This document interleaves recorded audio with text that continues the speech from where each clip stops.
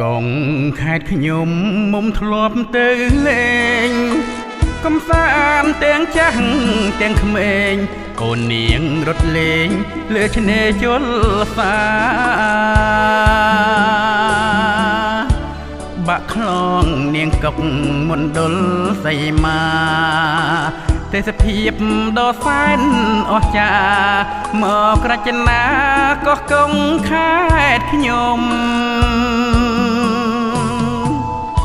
ទេសភាពលើស្ពានសូរិយារៀបលេច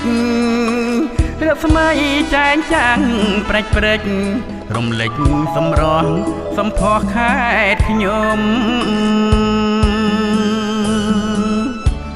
លើថ្នល់ខ្វាយខ្វាត់ស្នាដៃពុកខ្ញុំវិទ្យាល័យបឋមអប់រំស្នាដៃពុកខ្ញុំសាងជូនប្រជាកោះកុងខេត្តខ្ញុំស្រុកខ្មាច់មានជ័យដងទុំភក្តីទេសភាពប្រពៃមិនដែលប្រទះគុនឆាងគុនផែនលោកស័ក្តិសិទ្ធណាស់ខ្ញុំសូមលើកហាត់សំពះដល់គុណព្រះម្ចាស់ថ្លៃផ្លូវខ្សែ8ពុកខ្ញុំចងដៃរីកដាលើគ្រប់វិស័យបញ្ចេញរស្មីទឹកដីកោះកុងខ្លះខ្សឹបប្រាប់ថាឥឡូវខេត្តខ្ញុំរចនាឧត្តមឧត្តមគប់នេត្រាកោះកុងខេត្តខ្ញុំ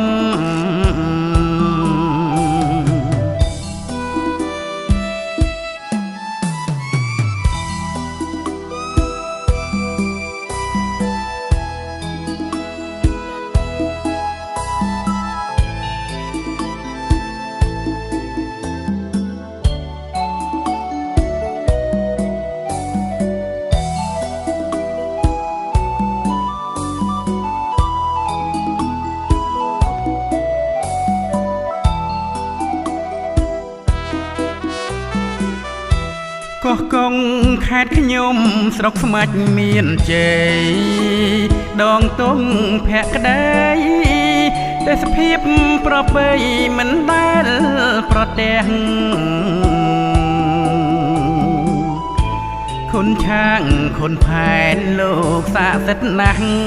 ខ្ញុំសូមលើកហាត់សំពះដល់គុណព្រះម្ចាស់ថ្លៃផ្លូវខ្សែ8ពុកខ្ញុំចងដៃរីកដាលើគ្រប់វិស័យ